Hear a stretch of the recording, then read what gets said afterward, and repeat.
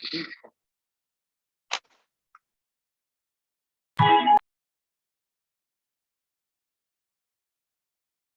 Selamat sore Bapak Ibu. salam kompak. Sekali lagi ya. Selamat sore Bapak Ibu. Salam kompak. Selamat sore. Kami dari keluarga Renosian, saya Papa Renol. Saya Mama Gelva. Saya Regan. Saya Luis. Yang ini siapa? Saya Joas. Maaf ya Bapak Ibu, kita keluarga rame. Jadi agak pakai bangku tempel berdesak-desakan satu layar. Ya, salam kompak buat yang anaknya juga banyak. Kami dari Jemaat Gereja Kebangunan Alam Allah Indonesia atau GKKI Banjarmasin akan memandu acara pada sore hari ini. Nggak terasa ya Bapak Ibu, sudah 2 minggu berlalu ya, dan puji Tuhan saat ini kita boleh berjumpa kembali dalam wadah belajar ini kompak ya, melalui pertemuan Zoom. Dan meskipun Zoom, saya percaya ini tidak mengurangi sukacita kita untuk terus mau belajar dan bertumbuh. Nah, untuk melengkapi sukacita kita pada sore hari ini, kami mengajak Bapak Ibu untuk kita mau mau bernyanyi dan gerak sedikit ya. Kalau bisa boleh nih ajak anak-anaknya nih, dipanggil anak-anaknya yang misalnya anak-anaknya belum bergabung, boleh dipanggil supaya kita bisa bernyanyi dan menari bersama Regan, Ruiz dan Joas dan Papa Mama. Ya. Baik, kita akan menyanyi bersama Bapak Ibu. Yuk, kita berdiri. Kita berdiri yuk, anak-anak juga Kita berdiri. mau bernyanyi, kami menari, kita naikkan pujian kita dengan semangat ya. Judul lagunya adalah Haleluya, Puji Tuhan. Haleluya, haleluya, haleluya, haleluya. Puji Tuhan. Haleluya, haleluya, haleluya, haleluya. Puji Tuhan. Puji Tuhan, haleluya. Puji Tuhan, haleluya. Puji Tuhan, haleluya. Puji Tuhan. Haleluya, haleluya, haleluya, haleluya. Puji Tuhan. Haleluya, haleluya, haleluya, haleluya. Puji Tuhan. Puji Tuhan, haleluya. Puji Tuhan, haleluya. Puji Tuhan, haleluya. Puji Tuhan.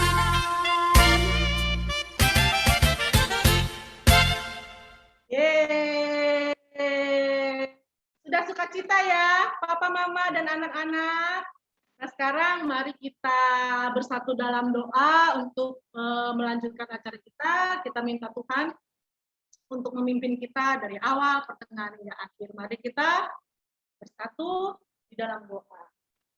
Tuhan Allah Bapa kami sungguh bersyukur untuk kasih setia Tuhan di sepanjang hidup kami.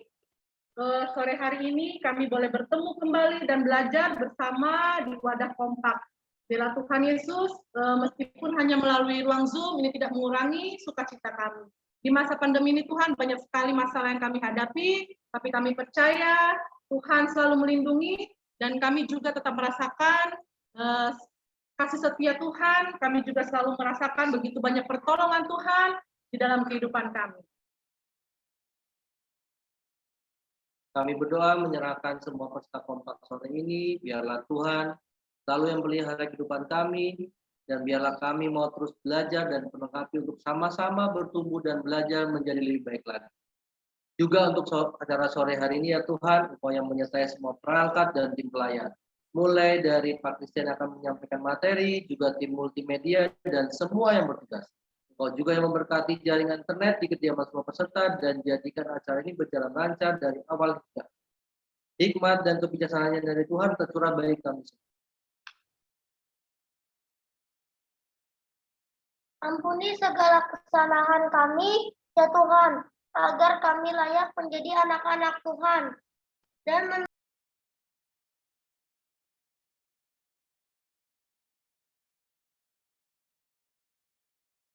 kami. Amin. Nah, Papa Mama dan adik-adik, tema kompak kita pada modul ini itu kan bermisi ya.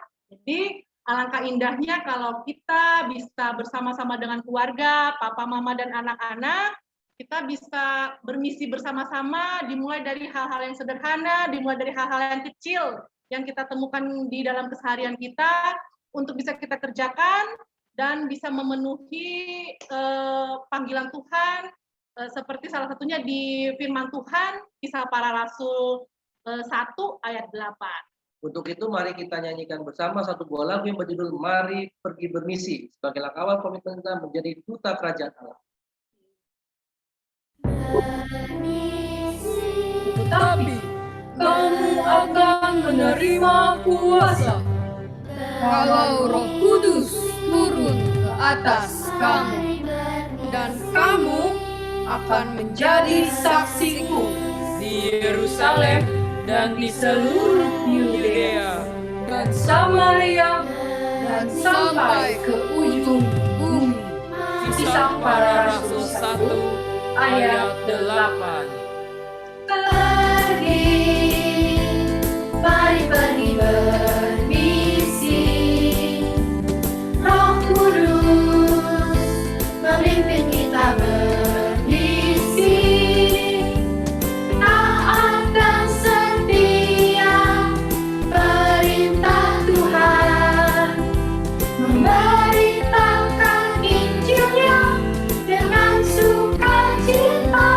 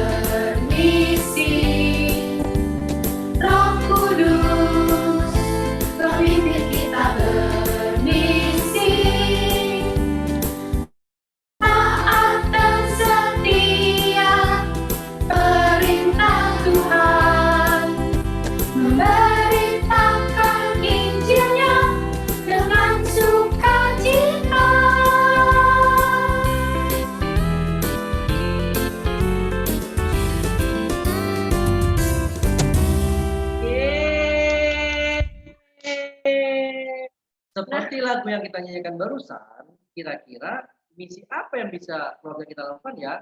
Kan sekarang lagi pandemi, kita nggak bisa kemana-mana. Bisa loh, Pak, dengan mengikuti Kompak Video Challenge. Anak-anak dan mama papa juga bisa ikut loh. Berikut infonya. Nah, Bapak Ibu, kita ada Family Video Challenge. Ini merupakan proyek keluarga dalam kelompok kecil untuk membuat video dengan topik topik kompak, dari topik kompak. Nah, kriterianya durasinya 1 sampai 3 menit. Yang isi videonya itu adalah adegan dari topik-topik di modul kompak. Nah, pengumpulannya, video dikumpulkan melalui PIC gereja atau lembaga PC akan mengumpulkan ke panitia maksimal 5 video dan batas waktunya 1 November. Nah, jadi kita semangat ya Bapak Ibu dan harus ikutan semuanya. Demikian pengumuman hari ini ya.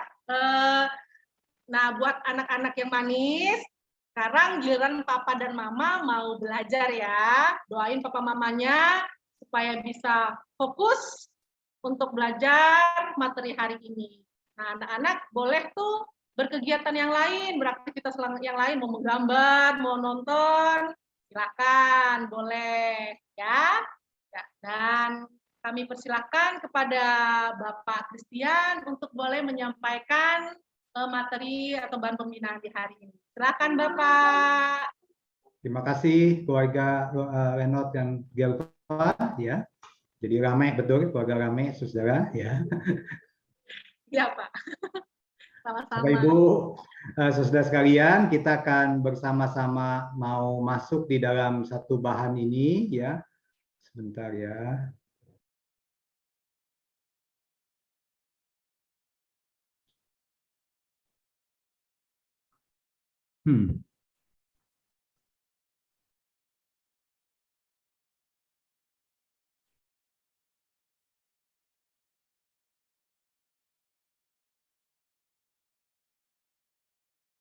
Bapak Ibu saudara sekalian, mari kita tundukkan kepala, kita mau berdoa ya.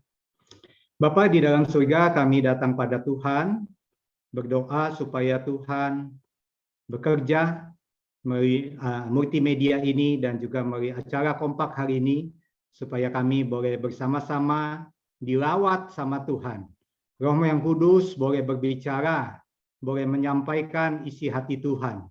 Supaya setiap kami yang ada di dalam marketplace, di ladang usaha, menjadi pekerja, menjadi pedagang, dan juga menjadi profesional-profesional lain. Di tempat di mana kami ditempatkan, baik dokter, guru, dan lain-lain, kami berdoa supaya kami semua sama-sama Tuhan berbicara sore ini.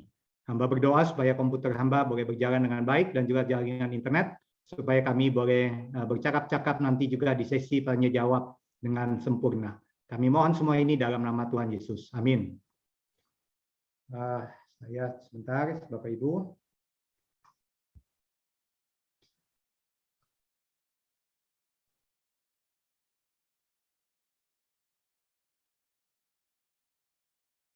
Apakah bisa lihat saya punya ya?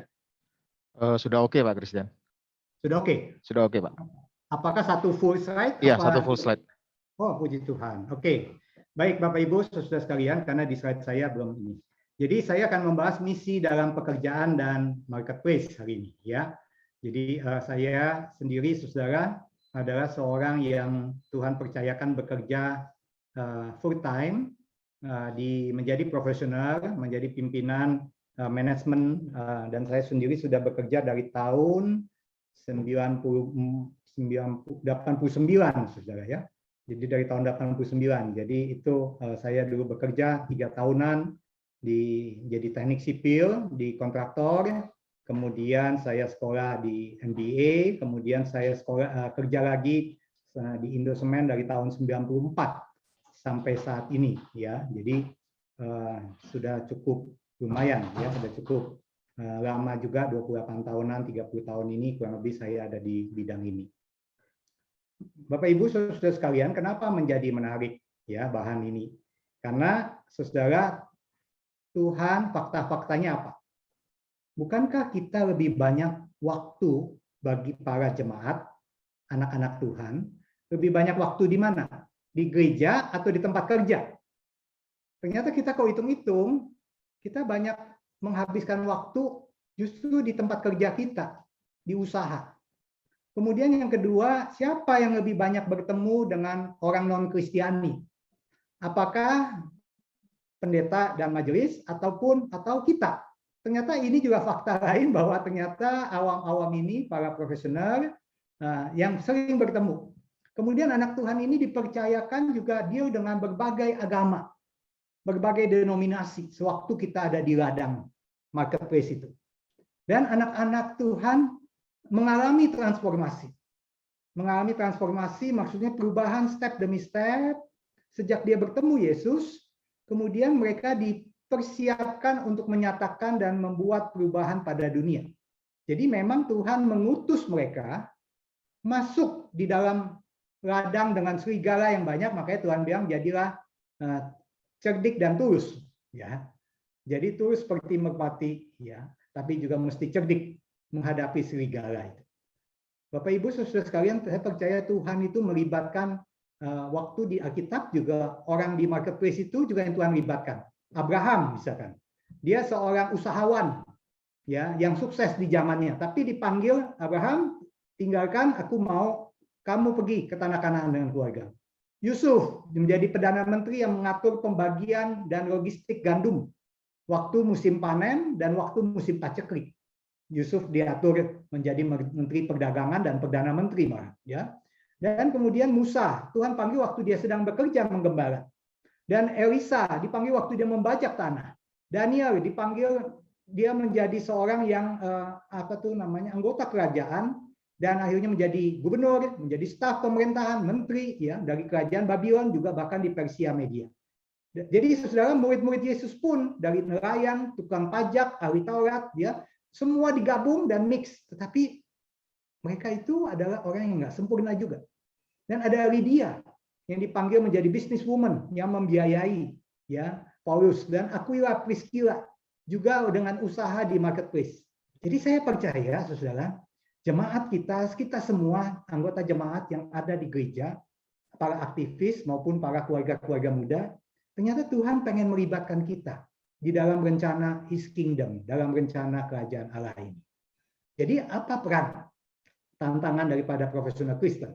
Ya, kami di Saat, saudara, saya anggota Yayasan Saat. Jadi di saat ini waktu saya diminta sama Pak Daniel untuk menjadi anggota yayasan, saya ditanya beban saya apa. Saya bilang sama Pak Daniel, wah beban saya sebenarnya Pak ada di marketplace. Ya, saya sangat berbeban di marketplace. Kalau gitu kamu mau buat apa? Saya bilang kalau diperbolehkan saya mau mengadakan Christian Professional Forum. Saya mau mengadakan tempat bersekutunya para profesional, para pengusaha, dan juga para profesional yang lain, pekerja-pekerja Kristen, tetapi yang Injili, ya. Nah, ini akhirnya kami kebentuk tiap Selasa pertama saat Ministry Center mengadakan ini. Dan waktu kami menggumulkan, saya rasa ini semua anggota di sini yang hadir, yang awam, ya, yang bekerja, kita bukankah kalau kita bekerja, kita mengalami ada pemilik, ada budaya daripada perusahaan waktu kita masuk dalam perusahaan itu. Kemudian ini membuat tantangan bagi yang menjalankan. Saya ada di tengah-tengahnya nih. Saya yang menjalankan ini. Misalkan kalau saya pimpinan perusahaan saat ini, jadi saya punya tanggung jawab besar. Dan ini menciptakan tantangan waktu saya mulai bekerja, ada tantangan bagi keluarga saya. Karena mereka ini waktunya makin dikit. Saya bekerjanya makin sibuk. Betul ya? Bapak Ibu, kalau kita masih muda, kita lagi meniti karir, meniti usaha, baru bekerja, kita menghabiskan waktu banyak di kantor, di sekolah, di tempat dagang, dan keluarga kita tarik-tarik kita baju, ayo main Pak, kita nggak punya waktu, ya, nggak punya waktu. Nah ini menjadi salah satu terkendala sendiri, ya, sehingga keluarga banyak kali dikorbankan. Banyak waktu saya muda, saudara, saya seringkali mengorbankan janji sama anak saya. Saya janji main bola, nanti papa pulang malam ini. Ternyata pas mau pulang ada kerjaan, ya, dipanggil sama atasan saya, dikasih kerjaan, terus dipanggil rapat, disuruh ketemuin siapa, Dan ini membuat akhirnya saya telepon anak saya, maaf ya main bolanya gak jadi.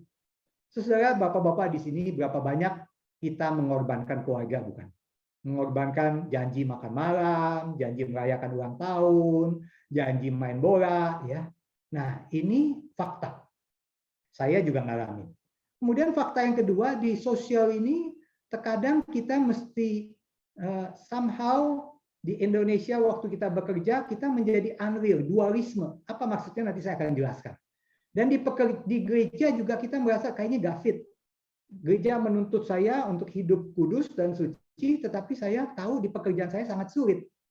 Dan ini menjadi tantangan bagi para pengusaha. Nah, seperti video ini, saudara ya. Mudah-mudahan itu bisa.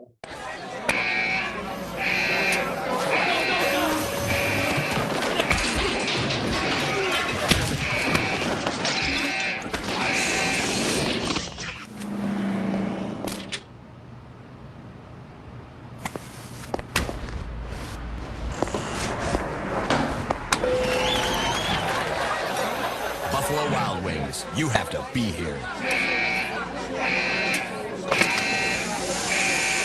Nah, saudara, ini video yang saya suka ya untuk tunjukkan. Kenapa, saudara? Karena kadang kita itu seperti itu, dualisme. Kita bekerja kalau ada bos. Ya, kalau ada bos kita rajin, kerjanya sampai full.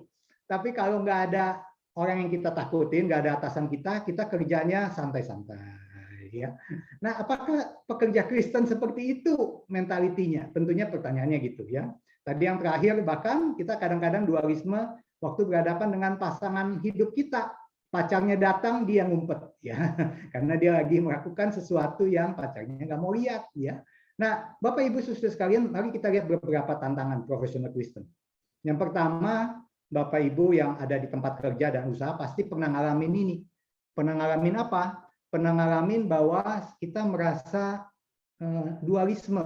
Ada tarik-menarik antara biblical word, pandangan daripada apa yang firman Tuhan mau saya lakukan, dengan apa yang dunia saya tuntut saya mengerjakan. Sehingga saya punya bagian kudus, sakral, seperti baju. Ya, kalau kita ke gereja kita pakai baju putih, tetapi kalau kita ke dunia kita pakai baju yang lain. Kita pakai topeng yang lain. Dan ini sekuler dan tidak kudus. Yang sini menyenangkan Tuhan, yang ini melarikan diri. Ternyata ini bukan saya dan saudara saja lo alami, tetapi di dalam Roma 7 ayat 15 mengatakan, sebab apa yang aku perbuat, aku tidak tahu. Karena bukan apa yang aku kehendaki yang aku perbuat, tetapi yang aku benci, justru itu yang aku perbuat. Bapak Ibu saudara sekalian, Paulus juga mengatakan yang sama. Ya, jadi dualisme itu terjadi, saya banyak berpikir dualisme, misalkan di pekerjaan, saudara. Ya, di pekerjaan ini saya banyak berpikir, apakah hamba Tuhan full time lebih baik, lebih kudus, lebih spiritual, lebih menyenangkan Tuhan dibandingkan kalau saya bekerja sebagai awam, ya, di mana pengusaha, karyawan, guru, profesional, apakah itu lebih duniawi? Tentunya kalau ada hamba Tuhan, karena kebetulan saya banyak melayani hamba-hamba Tuhan dan juga di yayasan, saya melihat mereka juga ngalamin yang sama. Tarik-menarik duniawinya ada. Ya, tarik-menarik duniawinya ada. Nah, ini pekerjaan surgawi, ini pekerjaan duniawi. Apa betul, saudara? Apa betul kita itu dipilah-pilah? Apa benar kalau kita kerja di tempat dagang, kita tuh kerja sekuler, duniawi. Kita bukan hamba Tuhan di sana. Kita nggak ada misi di sana. Apa betul, saudara? Apa betul kita cuma kerja sekedar dapat uang dan sekedar that's it? Nah, kemudian gaya hidup kita, apakah kita bagi dua? Ini gaya hidup hari Sabtu dan Minggu, ketemu teman-teman gereja. Ini vocabulary, perkataan yang saya pakai, kata-kata yang saya pakai mesti diubah. Saya di sini ada setelannya, setelan hari Sabtu dan Minggu, ketemu teman gereja.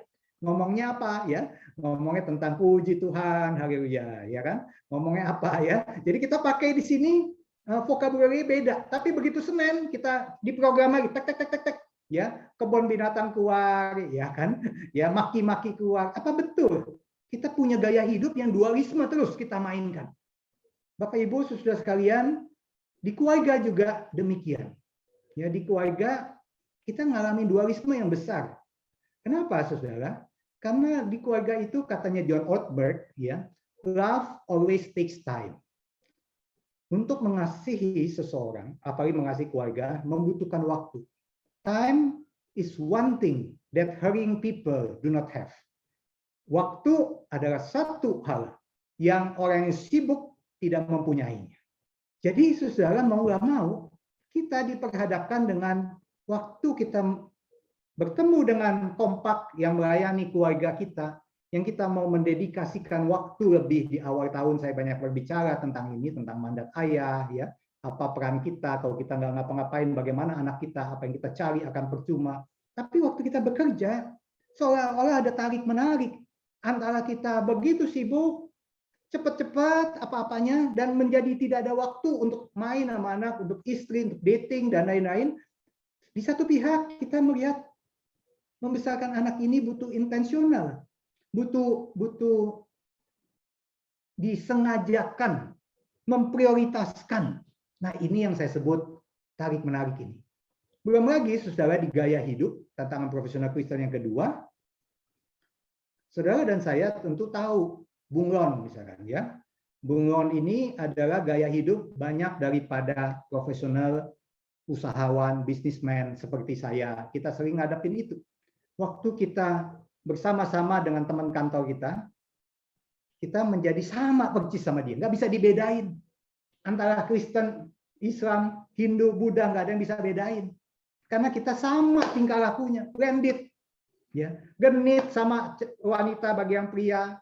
Ya, wanita-wanita mencoba menggoda pria yang lain yang sudah beristri. Ya. Dan ini menjadi salah satu tekanan-tekanan sendiri, menjadi bunglon, nggak ada bedanya.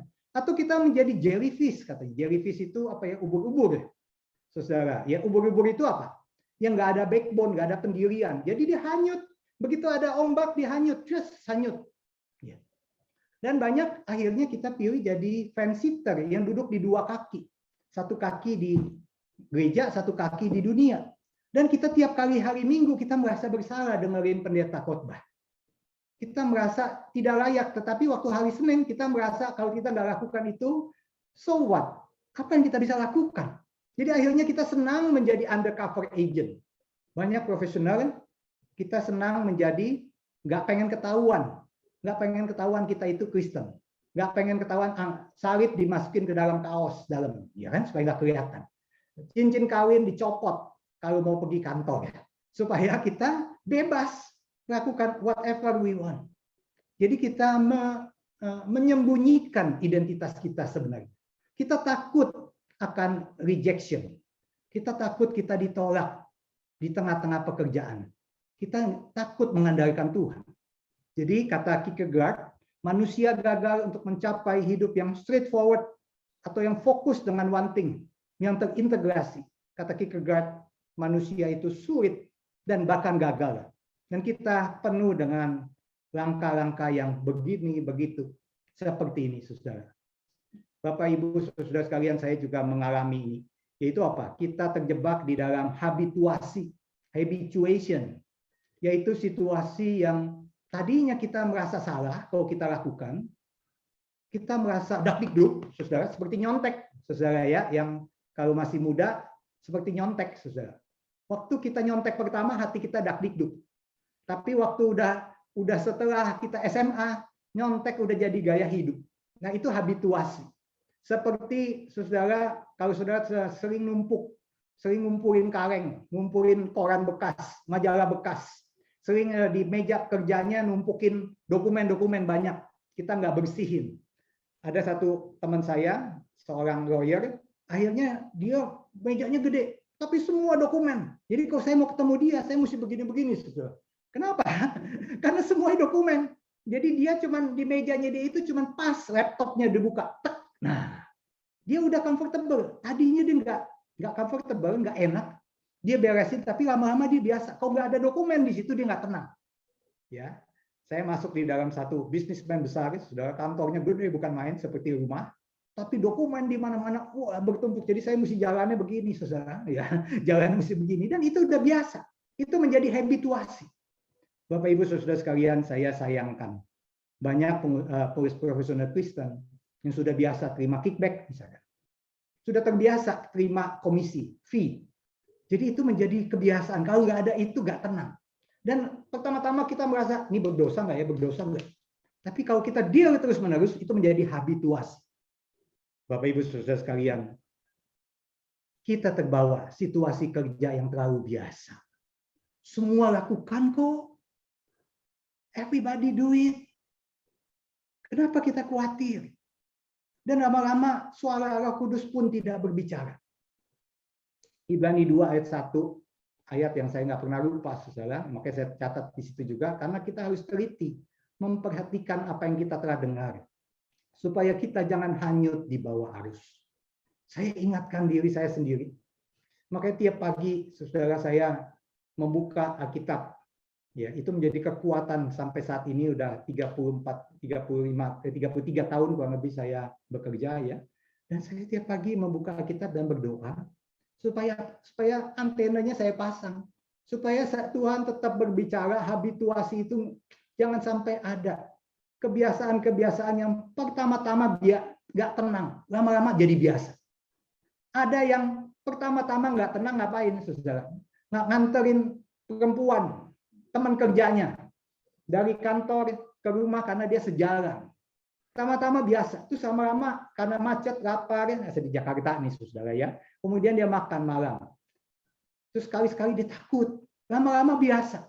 Lama-lama biasa pulang jam 9, bahkan dia spend waktu dulu berdua.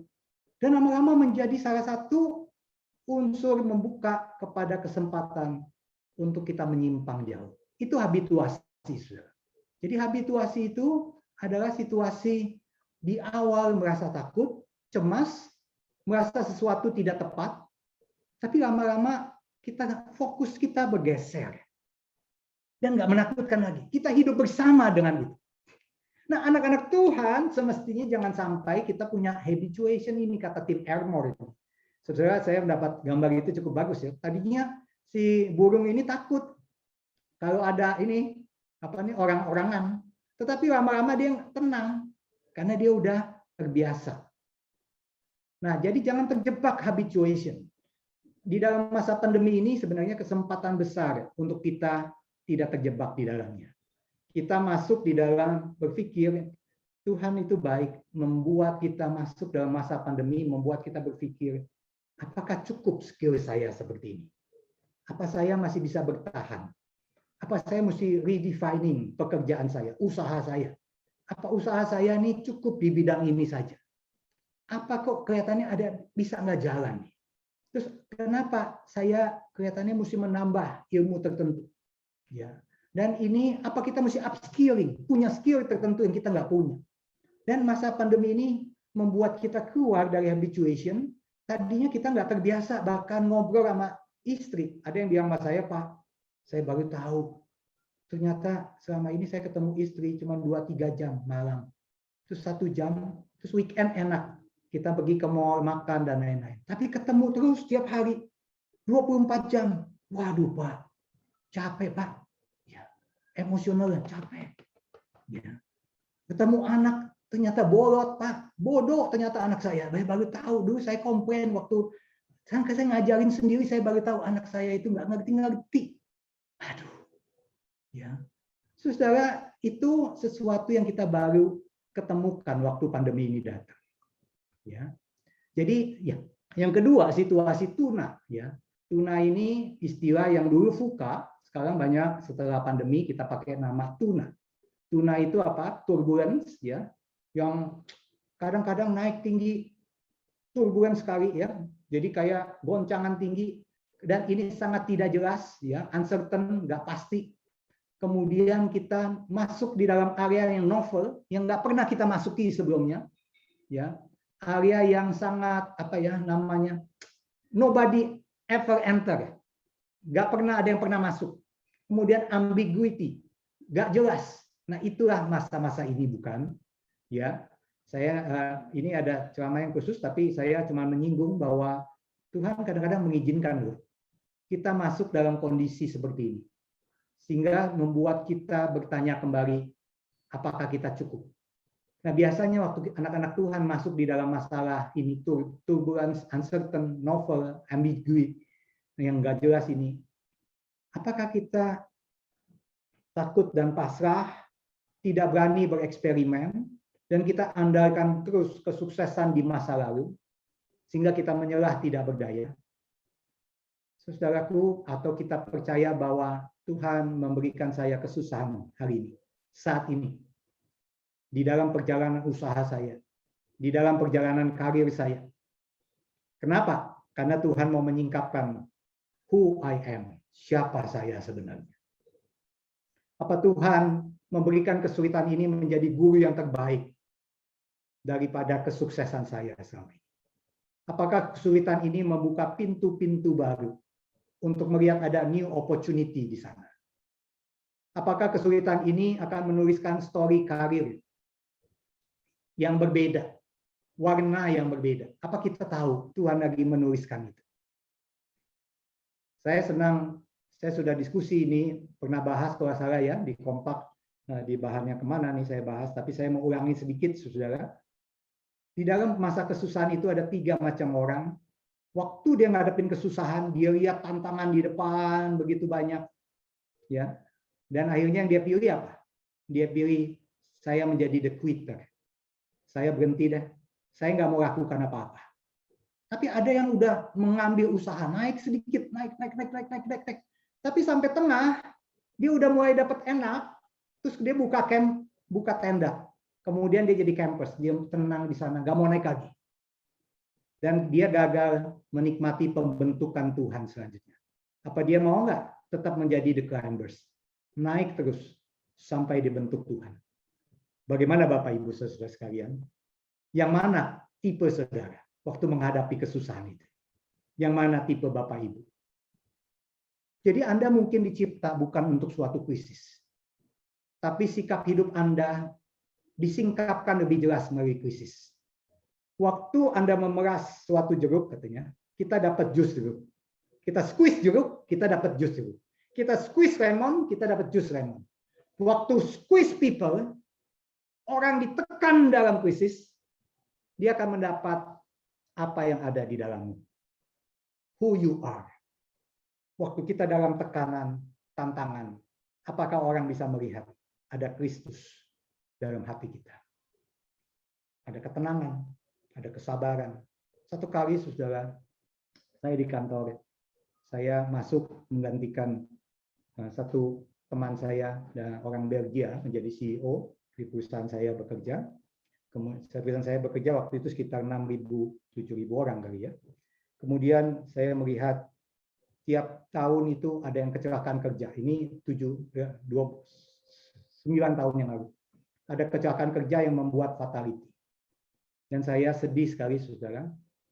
Kemudian saya coba usahakan memberi peringatan, memberi ingatan, terus ngomongin dan lain-lain. Tapi tahun depannya ada 8 yang meninggal. Saya pikir, waduh, Tuhan kenapa begini? Tahun depannya ada 6 kalau salah sekitar itu. Dan akhirnya saya sangat frustrasi, saya sangat sedih karena berturut-turut accident terjadi. Kemudian saya sebagai pemimpin waktu itu saya bilang sama corporate secretary saya, mari kita call for a prayer. Kita call for waktu doa. Kita stop 13 pabrik kita. Jam 8 pagi, 8.30 saya hadir. Kemudian kita siarkan di semua tempat. Saya akan pimpin doa. Doa apa? Doa minta tolong Tuhan. Minta hikmat. Saudara, itu pertama kali kita call for prayer berhenti. Kemudian habis dari situ kita kenalkan safety prayer. Jadi semua sebelum melakukan pekerjaan penting, pekerjaan yang high rise, yang sangat berbahaya, semua mendoakan. Kemudian habis itu mulailah timbul hikmat bijaksana dari Tuhan. Kita ada safety academy, ada berbagai macam improvement, tiap-tiap kontraktor mesti punya jam untuk safety. Dan puji Tuhan udah 2-3 tahun ini zero fatality di kantor, di pabrik saya.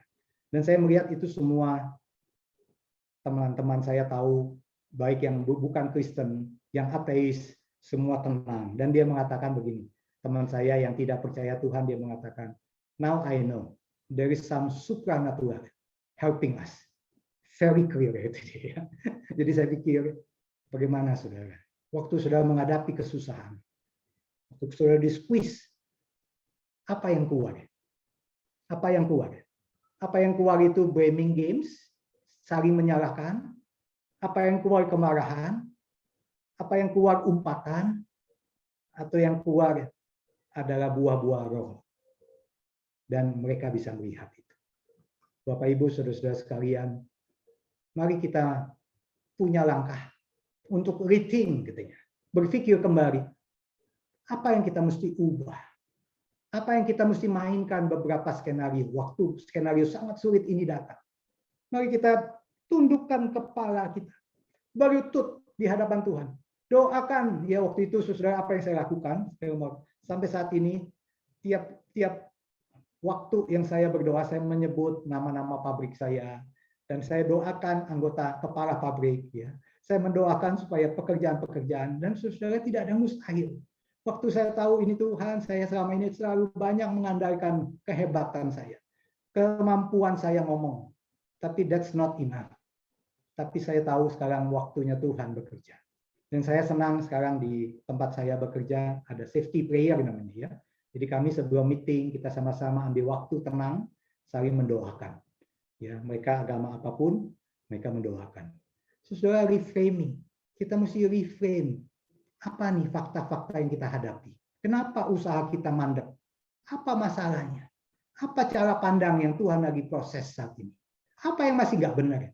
Apa yang Tuhan lagi koreksi? Kenapa saya alami? Kemudian kita refokus di dalam bisnis tertentu untuk mencoba sesuatu dengan pilot project yang kecil, yang baru.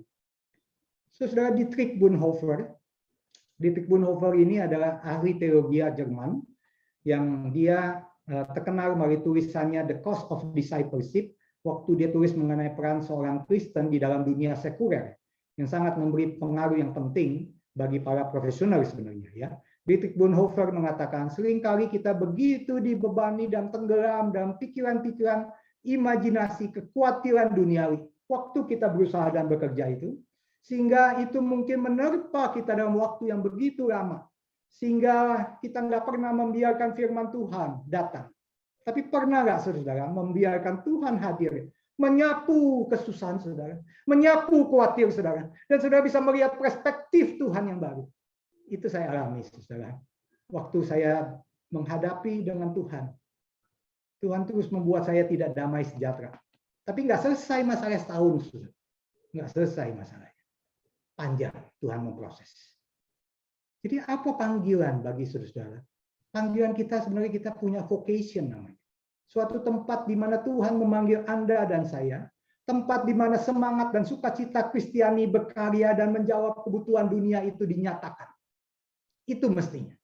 Jadi mestinya di tempat kerja itu dia akan melihat seorang accounting yang bersukacita, yang punya warna hidup.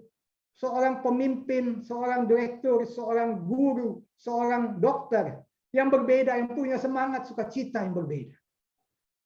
Saya punya teman, saudara, seorang dokter yang luar biasa, ya.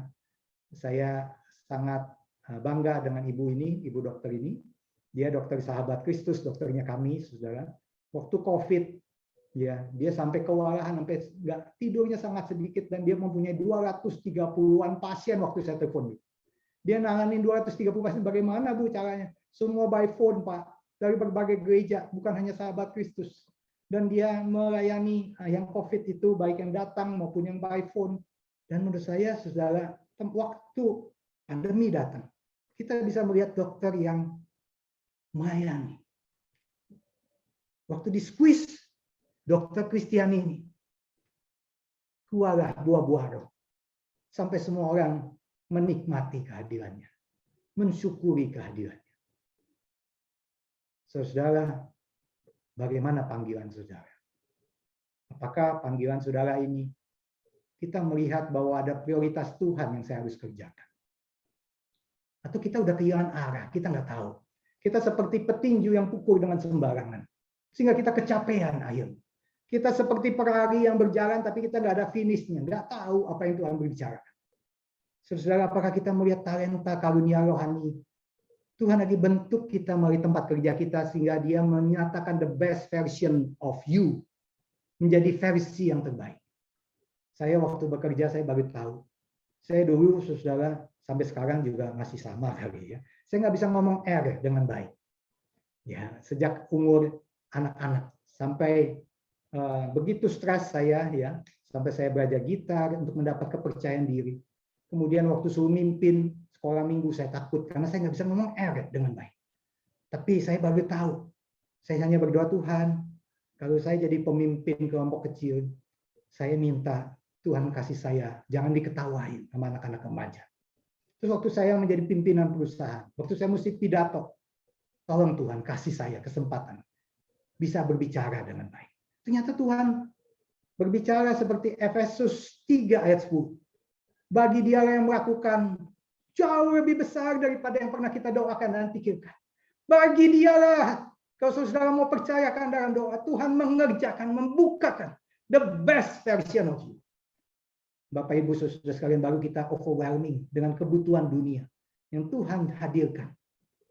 Satu pengusaha Kristen yang baik, teman di dalam Yayasan Saat, dia mengatakan, saya salah satu yang paling muda saudara di Yayasan Saat ini, menjadi anggota yayasan di sana, dan saya bersyukur banyak berkenalan dengan pengusaha-pengusaha yang sangat senior di atas saya.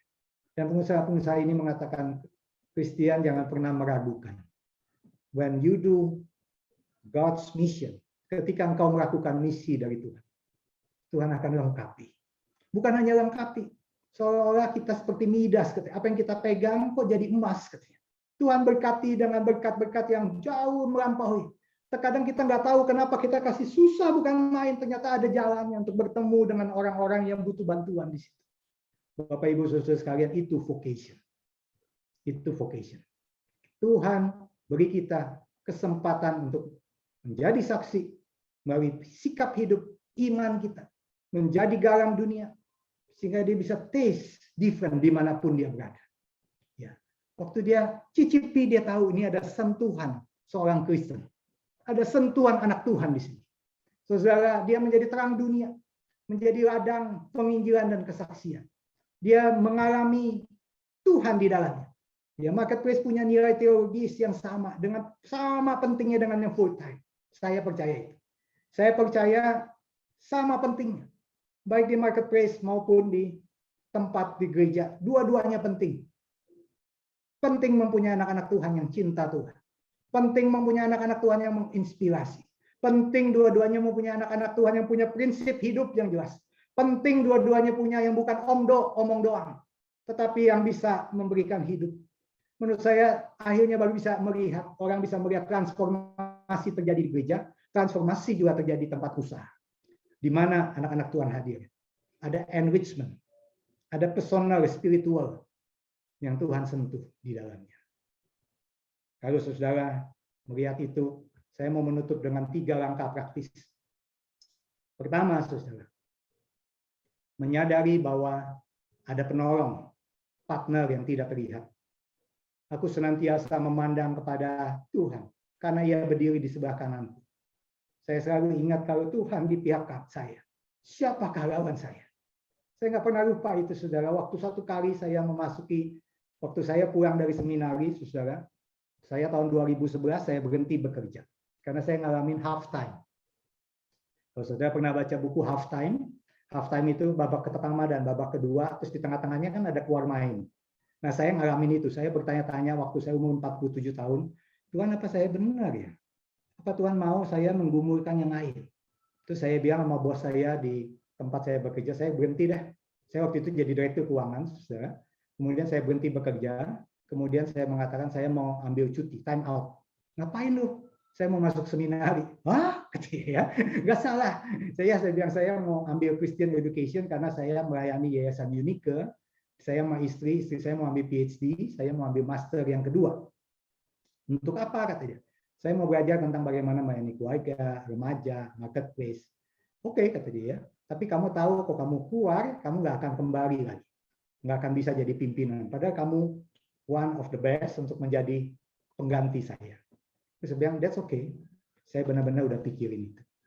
Terus saudara, waktu itu saya, singkat ceritanya, 2,5 tahun saya sekolah. Kemudian saya kembali lagi tahun 2013 dan ternyata tidak ada gereja yang hubungin saya, tetapi yang hubungin saya semua marketplace, saudara, ya, untuk menawarkan saya posisi di berbagai tempat, tapi salah satunya di perusahaan yang lama. Dan Tuhan izinkan saya menjadi pimpinan nomor 1 setelah 2 tahun lebih saya di seminari. Lucu juga ya saudara. Waktu datang dari seminari itu, Ana ingetin saya, untung kamu nggak sekolah di saat. Kalau kamu di sekolah di saat, nanti kamu diumumin waktu wisuda. Ya, Christian Kartawijaya, MACE, ladang pelayanan, PT Indosemen Tunggal Prakasa katanya, kan lucu katanya ya. Jadi katanya untung kamu nggak saat katanya ya, untung di Southwestern Baptist Theological Seminary ya. Jadi saya pikir iya ya, lucu juga ya. Terus waktu saya mau masuk hari pertama saya di Indosemen, saya dakdikduk saudara. Hati saya dakdikduk, takut bukan main, sampai nggak bisa tidur ya. Saya takut apa benar saya masih ingat how to lead the company. Setelah 2 tahun lebih saya di seminari menikmati kehadiran Tuhan. Terus waktu itu ada Mazmur 32 yang saya baca saat teduh dari situ. Aku hendak menunjukkan jalan kepadamu. Mataku tertuju padamu. Aku hendak memberi nasihat untuk setiap langkah yang kau akan hadapi. Saudara, itu firman Tuhan seperti memberi kesejukan pada saya. Saya baru tahu, saya menyadari ada penolong, ada yang lagi mendesain hidup saya. Untuk jadi berkat bukan hanya di gereja Tuhan, tetapi juga di marketplace. Seorang yang bisa membawa warna yang berbeda. Kemudian step kedua, punya cara pandang yang berbeda. Dan segala sesuatu yang kamu lakukan dengan perkataan perbuatan, lakukanlah itu di dalam nama Yesus. Jadi ini pekerjaan duniawi, ini pekerjaan gerejawi, bukan saudara. Saudara sama-sama anak-anak Tuhan yang diutus untuk pekerjaan ladang Tuhan. Taman kita, yaitu apa? Di tempat pekerjaan yang di mana saudara diutus. Ya. Step pandangan Tuhan ini sangat penting. Yusuf pernah alami itu. Yusuf pernah bermimpi dia akan menjadi yang paling besar, paling hebat. Yusuf malah pernah mengalami yang sangat berbeda. Dia dibuang, dia difitnah, dia dipenjara, dia dituduh berbagai banyak hal. Tetapi akhirnya setelah bertahun-tahun mengalami itu, Kejadian 50 ayat 20, Yusuf baru menemukan ada Allah yang berdaulat, sovereignty of God. Memang kamu mereka-reka yang jahat, tapi Allah mereka-reka untuk kebaikan. Dengan maksud melakukan seperti yang terjadi sekarang ini, yaitu menyelamatkan bangsa Israel. In big picture. Bapak Ibu saudara sekalian, apa tugas saudara? Apakah saudara masih mempunyai cara pandang hanya job? Ini hanya kerjaan untuk saya habisin waktu untuk dapetin uang, atau saya sedang memproduksi, membuat sesuatu, sedang memakai skill saya, talenta saya, passion saya di tempat ini, sehingga saya menemukan panggilan Tuhan, melaksanakan panggilan Tuhan. Step ketiga, menyadari bahwa ini misi, ladang misi yang Tuhan berikan. Dedikasikan pekerjaan. Tuhan pasti berencana membuat sesuatu yang mungkin sekarang belum baik. Mungkin sekarang masih berjuang, ya masih berjuang di ladang yang nggak bersih. Tetapi bukankah saudara tetap jatuh bangun, melihat ke depan, bukan menjadi the quitter, tapi terus naik, melihat ada panggilan Tuhan, vocation itu. Dan saya tahu di mana saya tempat ada, saya punya terang, pasti Tuhan menerangi, memberi convert, memberi warna, memberi taste, dan akhirnya kita bisa memberkati perusahaan kita. Dan perusahaan kita makin lama makin bertumbuh. John Maxwell mengatakan seorang pemimpin mesti punya the law of navigation. Pemimpin yang bisa melihat lebih daripada yang lain lihat. Pemimpin yang bisa melihat lebih jauh dari yang mereka lihat. Pemimpin yang melihat sebelum orang lain lihat. Itu pemimpin. Dia punya waktu untuk refleksi dan belajar dari apa yang dialami. Baru dia bisa lihat law of navigation ini. Saya mau menutup dengan video ini, saudara. Kemudian ada satu slide.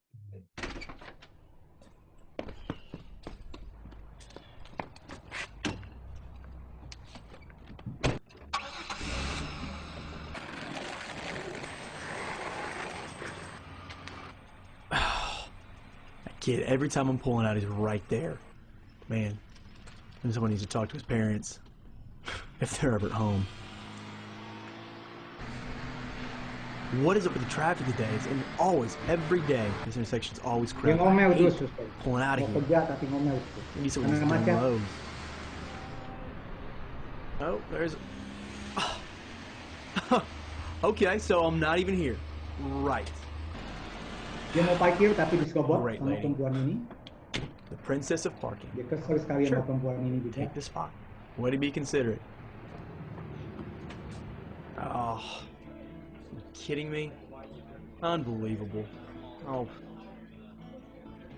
Thank you, ma'am. Have a great day. it's about time. Let's see, what do I want? Yeah, could I add a cookie to that order? Yeah, no problem. Yeah, no problem, only guy in the world. I'm sure you need your cookie. The world, your oyster, and he's serving your cookie. Thanks, sir. Thank you so much. Uh-huh. What can I get for you? Yeah, I'll have a tall decaf macchiato. Yeah, sure, no problem. Be $3.85. And it might take a few minutes here. We've got quite a line, obviously, and thanks for your patience. Dia harus menunggu juga waktu beli kopi dan Yeah, makan great. donat. Great for me. Winning again. Unbelievable.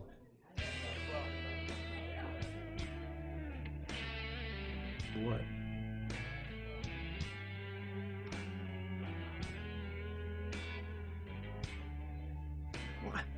What is...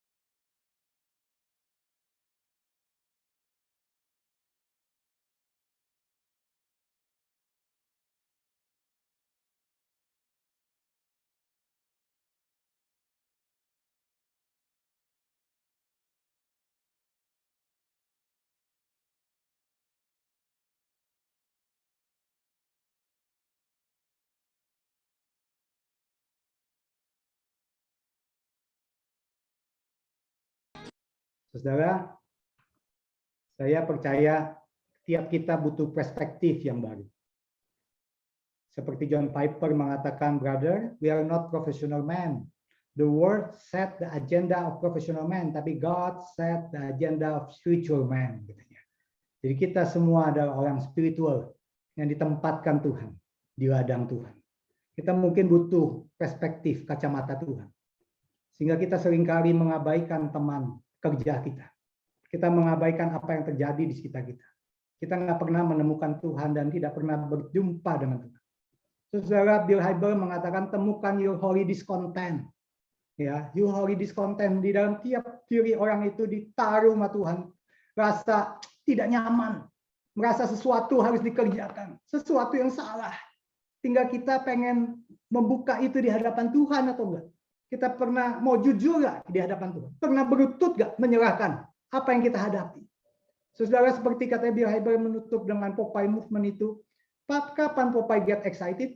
Popeye get excited waktu ada Olive berteriak, Popeye, help me Popeye, help me Popeye. Baru dia begitu semangat menjalankan misinya, menyelamatkan Olive. Banyak profesional tidak pernah lagi mendengar tangisan di tempat kerjanya. Tidak pernah mendengar seruan minta tolong saya Pak, tolong saya. Nggak pernah lagi, mengabaikan semua. Banyak profesional Kristen dikasih kesempatan berulang kali. Tuhan tempatkan saya, tapi saya gagal di sini.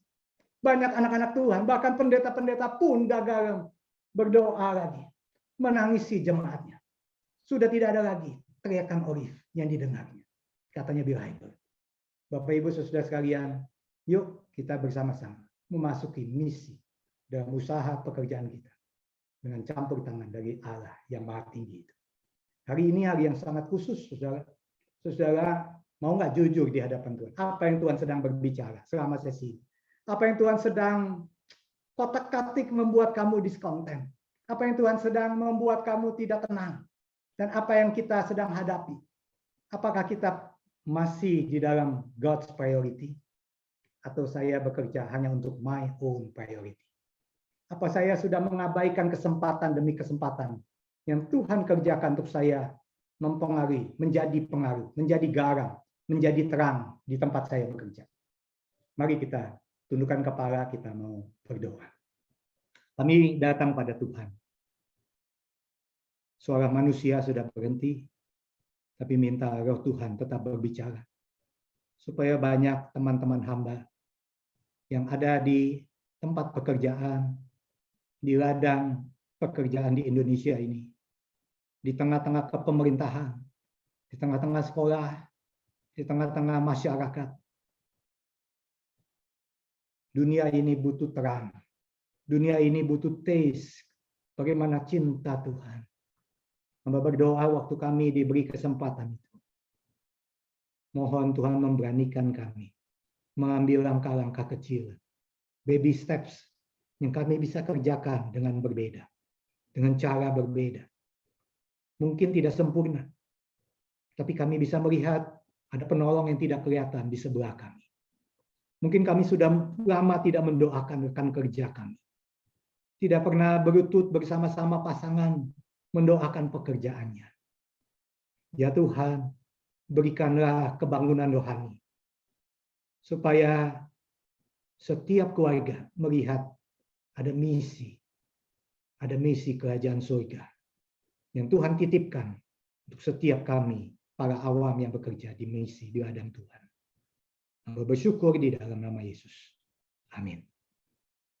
Saudara, hari ini cukup khusus karena saya akan menutup nanti dengan Q&A di akhir, karena ini saya tahu ini bahan yang tidak mudah, tapi kalau saudara ada kelompok kecil, silakan saudara nanti setelah pengumuman akan ada, silakan bergabung dengan kelompok kecilnya, tetapi kalau yang saudara mau stay, saudara bisa stay di sini, juga anggota jemaat yang bukan ikut kompak, saudara bisa mendengar dari saya, apa sih pengaruh kompak itu, kenapa saya butuh pemuritan keluarga.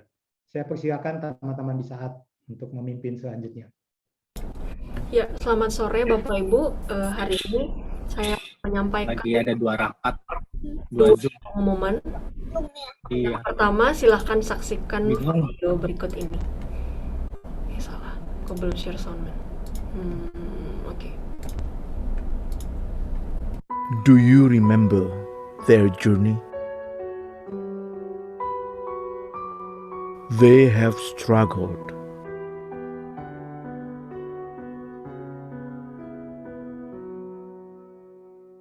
They have failed so many times. What did you think of them? But we have seen the sparks of hope. We have seen His work through His people. For this is not their story. This story was never about any of them.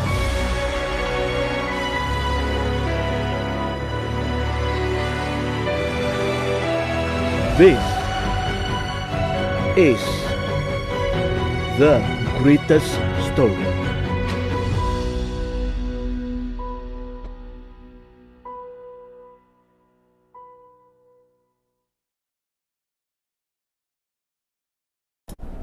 Oke, jadi Bapak Ibu, saat mengadakan camp bagi kaum muda berumur 15 sampai 22 tahun. Camp ini diadakan pada tanggal 28 sampai 31 Desember secara online via Zoom. Nah, tema yang akan dibawakan adalah The Greatest Story, History Becomes Mine. Nah, Bapak Ibu boleh menyampaikan kepada kaum muda di gereja ataupun kepada kenalan yang sesuai dengan kriteria umur tersebut, bisa silakan mendaftar di link yang tertera. Pendaftaran sudah dibuka sampai 15 Desember dan ada biaya pendaftaran sebesar 150.000 dan nanti akan diberikan komitmen kit untuk dikirimkan ke rumah gitu. Pengumuman yang kedua yaitu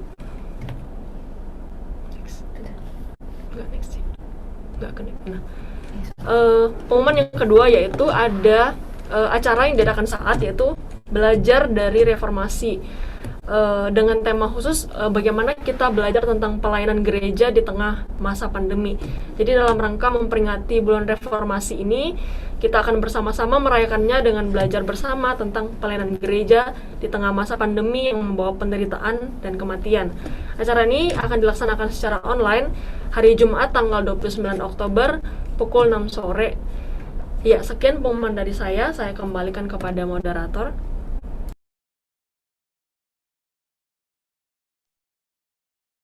Luar biasa sekali materi yang kita dapatkan pada hari ini, Bapak Ibu. Semoga kita menjadi orang yang tangguh dan selalu mengandalkan Tuhan dalam menghadapi. Terima kasih buat sharing dan pembelajaran pada hari ini dari Pak Christian. Demikian pembinaan kompak pada hari ini. Berikutnya saya sampaikan jadwal pembinaan selanjutnya adalah tanggal 13 November 2021. Silakan apabila mau ada Pak yang mau tampilkan. Oke, baik. Setelah ini, jika Bapak Ibu tidak ada diskusi kelompok, boleh melanjutkan sesi tanya jawab dengan Bapak Christian dalam Zoom. Jadi Bapak Ibu, jikalau memang setelah ini tidak ada diskusi kelompok lagi, kita bisa tetap stay di ruang Zoom ini karena ada sesi tanya jawab bersama Bapak Christian. Namun kalau memang ada diskusi kelompok, boleh dipersilakan meninggalkan ruang Zoom dan melanjutkan sesi kelompoknya, sesi diskusi kelompoknya. Dan buat Bapak Ibu semua, kita bisa leave dan sampai ketemu 2 minggu lagi ya di sesi kompak selanjutnya, dan selanjutnya saya serahkan kepada tim yang bertugas. Terima kasih. Tuhan memberkati. Baik, terima kasih Pak Reno Bugalva sudah memandu acara hari ini. Terima kasih juga untuk Pak Christian yang sudah menyampaikan materi, dan saya percaya kita semua banyak terberkati ya oleh pelayanan pada hari ini. Baik Bapak Ibu, kita akan masuk ke sesi Q&A. Bapak Ibu yang mungkin sudah banyak pertanyaannya tadi ketika Pak Christian menyampaikannya, mungkin ada pertanyaan-pertanyaan yang terlintas di pikiran Bapak Ibu. Nah, kita saatnya sekarang akan berdiskusi bersama. Bapak Ibu silakan bisa menggunakan fitur raise hand. Jikalau ada yang mau ditanyakan, Bapak Ibu dipersilakan untuk raise hand terlebih dahulu. Nanti saya akan menunjuk sesuai giliran raise hand-nya. Ya, ataupun jikalau ada yang mau menyampaikannya lewat fitur chat juga boleh. Bapak Ibu silakan boleh chat kepada akun saya ya atas nama Edwin. Bapak Ibu silakan chat, nanti saya akan bacakan pertanyaannya. Baik, silakan Bapak Ibu yang mungkin ada pertanyaan-pertanyaan yang sudah pengen ditanyakan.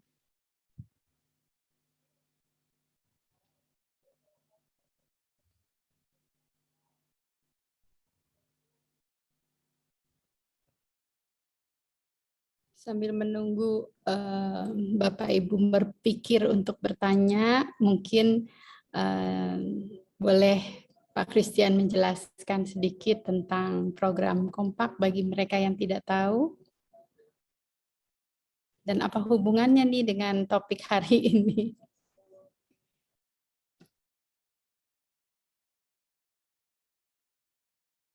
Ya, saudara, saya bertumbuh di dalam kelompok kecil ya. Jadi sejak umur 13 tahun sebenarnya saya udah ikut kelompok kecil. Jadi sudah ada pembimbing, sehingga waktu kami menikah, kami punya anak, kami merasa kami butuh sekali kelompok kecil juga untuk bisa bertumbuh ya, untuk bisa bertumbuh. Nah, jadi oleh karena itu ternyata waktu saya meniti karir dari bawah juga kelompok kecil ini menjadi tempat untuk tempat curhat, tempat ngobrol, tempat belajar dari pria-pria lain ya, yang talenta yang beda-beda, dan tempat untuk ada pendoa-pendoa untuk saya, dan tempat untuk belajar bagaimana menjadi ayah, bagaimana menjadi suami. Ya, apalagi menjadi suami itu saya sangat rasional, susah romantisnya. Jadi saya mesti belajar dari bapak-bapak, suami-suami yang lebih romantis, jadi bagaimana menyenangkan istri ya. Dan ternyata kelompok ini tanpa terasa dari umur anak saya setahun sampai sekarang 24 tahun, kami di Sahabat Kristus, dan sekarang sudah ada ratusan keluarga-keluarga ya. Hari ini kami salah satu anggota kelompok kecil awal dulu ya menikahkan anak. Jadi tentunya kami bisa menangis bersama mereka ya, tertawa bersama mereka. Itulah kelompok kecil. Jadi saudara di gereja yang besar, gereja yang kecil, gereja yang sedang, mungkin saudara butuh teman seperti saya. Nah, kelompok kecil ini di dalam pemuritan keluarga sekaligus kita belajar bagaimana menjadi orang tua dan juga bagaimana menjadi pasangan. Begitu kurang lebih mungkin Luana. Ya, ada pertanyaan? Oke, baik. Terima kasih Pak Krishna penjelasannya. Saya bacakan pertanyaan dari Pak Oktav ya. Pak Oktav dari Makassar bertanya, terkadang ketika kita melihat sesuatu yang salah, maka langkah pertama yang kita lakukan adalah langsung berusaha memperbaiki kesalahan itu, baik dengan menegur atau mengusulkan perubahan drastis dalam perusahaan kita. Tetapi dalam beberapa cerita Pak Christian, unsur doa dan pergumulan seringkali menjadi langkah pertama sebelum melakukan apapun. Mengapa demikian? Apa bedanya, Pak? Ya, baik, terima kasih Pak Oktav. Jadi memang kalau saya butuh butuh tali sifat saya sebut ya. Kalau di teknik sipil, saudara, kalau kita mau ngecor, kita ada tali sifatnya gitu. Jadi kita gantung pakai batu supaya kita tahu ini lempeng apa enggak jalannya. Nah, saya sering memakai ilustrasi itu tali sifat. Saya butuh sekali untuk tahu apa yang saya melihat ini salah, apa benar, apa yang harus saya lakukan gitu, apa yang harus saya kerjakan. Beri saya kepekaan gitu ya, beri saya kepekaan. Ternyata kepekaan itu bisa datang dengan waktu kita membaca firman. Saya baru mengerti Mazmur 119 mengatakan firman-Mu menjadi pelita bagi kakiku dan firman-Mu membuat aku lebih bijaksana daripada guru-guruku, daripada para senior. Dan lama-lama dengan jalannya waktu saya makin melihat, waktu kepepet. Saya tiap kali meeting sering dipepet, saudara ya, karena saya tiap kali punya meeting yang begitu banyak. Jadi pas datang masalahnya baru lagi. Dan waktu itu hanya for a second saya mesti ambil keputusan tertentu. Nah, ini yang membuat saya melihat betapa pentingnya tadi yang Pak Oktav mengatakan, kalau ada ketemu kesalahan, asal bagi saya hikmat Tuhan itu datang. Nah, waktu hikmat Tuhan itu datang, gimana ya cara hikmat Tuhan datang? Itu kepekaan itu saya melihat Roh Kudus Tuhan yang memimpin, yang meneguhkan gitu ya. Saya nggak tahu asal Pak Oktav punya pengalaman bagaimana tuh ya. Apakah ada waktu melihat kesalahan, saya melihat itu peka tuh. Kadang-kadang anak-anak buah saya sering melihat, kok Bapak bisa melihat dari sisi yang saya nggak lihat.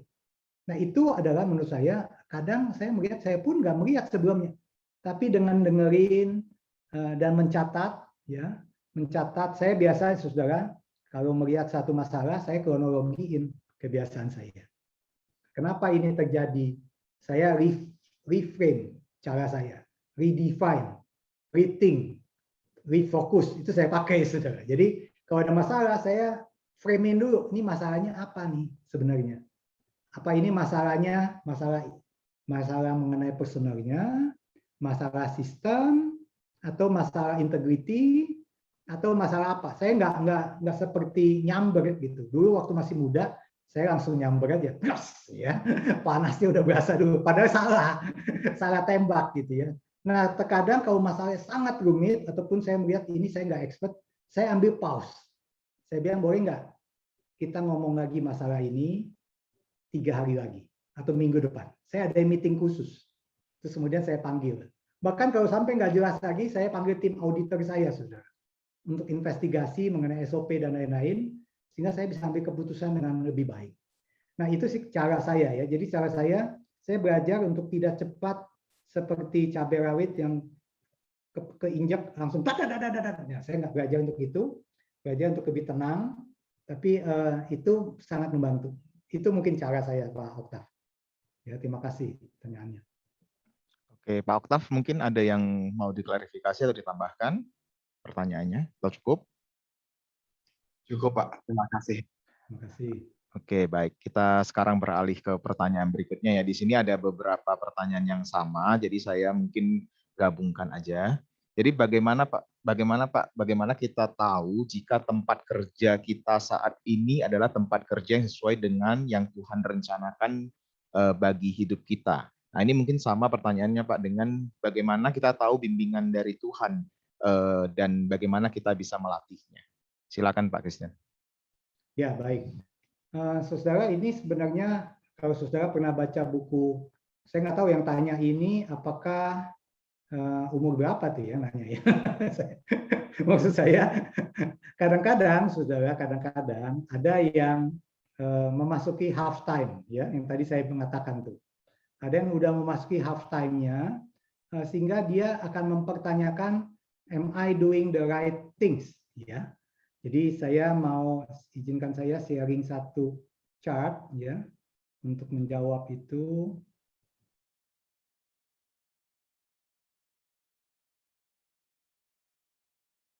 Nah, ini ada chart saudara. Terkadang waktu kita start bisnis, kita jalanin terus ya. Ada waktu-waktu kita mulai mempertanyakan. Ini biasanya umur half time. Half time itu tergantung umur kita 70 tahun atau 80 tahun, tapi kalau buku ini buat Bartford ya half time, dia mengatakan sekitar 40 ke atas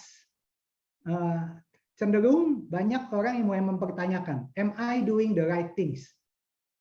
Ya. Apakah saya akan pensiun sampai ujung melakukan ini? Atau ada sesuatu yang lain? Nah, ternyata di dalam sigmoid curve ini orang itu cenderung kalau dia nggak lakukan half time, dia akan terus turun. Karena dia entah itu dia bosan, cenderung udah nggak produktif gitu. Cenderung apa ya, kayak saya menjadi 17 tahun direktur keuangan waktu itu, saya mengatakan, kayaknya gue udah bosen nih. Kayaknya terlalu gape gitu. Gape apa tuh ya, istilah Jakarta itu gape. Kalau saya baca dokumen jadi terlalu cepat, lihat apa gitu, terlalu cepat judgement. Dan lama-lama jadi nggak teliti karena udah kebiasaan di situ. Dan akhirnya saya baca buku ini, kata buku ini, itu yang namanya half time. Karena saya waktu itu umur 45, 44. Saya mulai pikir apa saya benar ya lakukan ini terus. Apa ada pekerjaan lain? Apa saya mesti jadi hamba Tuhan full time? Apa kadang-kadang Tuhan memberi ketidakdamaian itu pasti ada sesuatunya. Nah, katanya kalau saudara ngambil half time, itu masa reflektif, ini masa pandemi seperti itu juga. Sehingga waktu saudara masuk lagi, mudah-mudahan saudara punya energi baru dan punya panggilan baru dan naik ke atas. Nah, begitu kurang lebih. Jadi kalau itu dari half time. Jadi maksudnya tergantung saudara ini sudah bekerja lama, sudah mulai jenuh, sudah mulai bosan, sehingga mulai mempertanyakan itu. Apa ini yang apa Tuhan minta saya lakukan something else? Nah, waktu itu saya masuk ke seminari, saudara. Dan waktu saya pulang dari seminari, ilmu bisnis saya tetap sama, tetapi saya ada ilmu lain, yaitu ilmu leadership dan apa ya namanya, lebih integrated person gitu dalam mengapproach. Dan saya bisa melihat panggilan marketplace ini ternyata ada. Lama-lama saya bisa melihat sampai sekarang nih. Sekarang ini saudara lagi working in progress ya. Saya nggak tahu apa yang Tuhan rancang untuk saya sama Anne kerjakan lebih lanjut, tetapi saya melihat Kompak pun karya Tuhan gitu.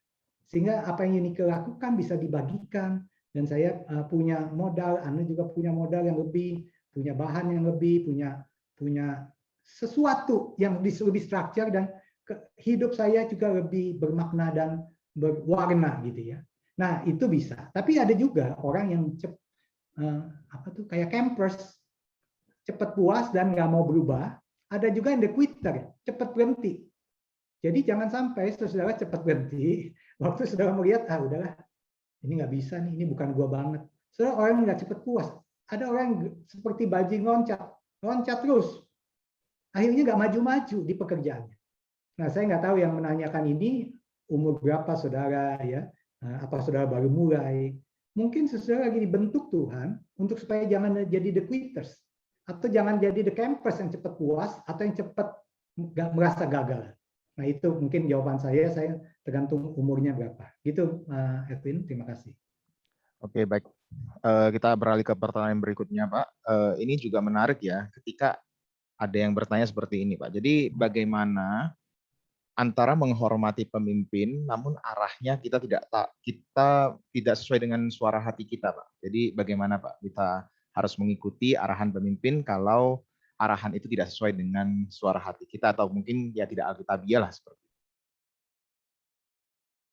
Ya itu pertanyaan yang baik. Saya pun pernah ngalamin. Ya saya pernah ngalamin dan waktu pertama kali saya bekerja, saya merasa tidak gitu damai sejahtera. Ya. Dan yang saya lakukan adalah biasanya kalau saya bingung, saudara, ya, kalau saya bingung, saya mengambil beberapa langkah. Ya, saya mengambil beberapa langkah. Saya minta sama Tuhan, nyatakan sesuatu.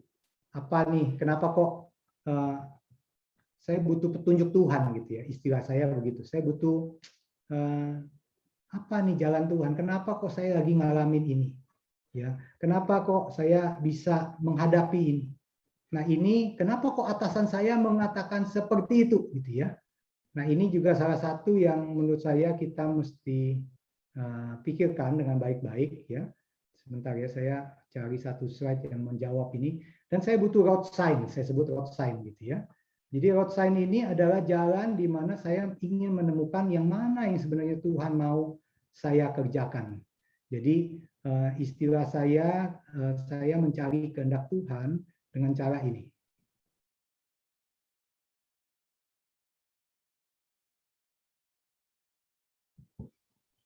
Jadi saya butuh petunjuk, butuh apa yang Tuhan mau arahkan dalam hidup saya.